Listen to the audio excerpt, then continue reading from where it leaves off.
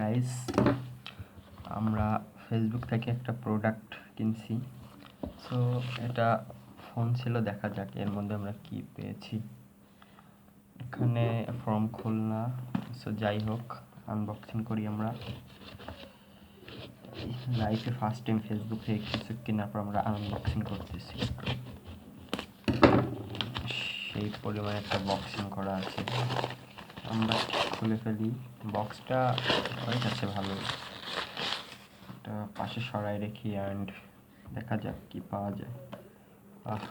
লেভেলও লাগানো। Hot guys, এটা কি চার্জার? দেখা যাক ভিতরে আর কিছু আছে কিনা। আর একটা কেবল আছে। ভাই ফোন কই ভাই? এটা কোনো কথা ভাই? ফোন নাই, শুধু চার্জার আছে।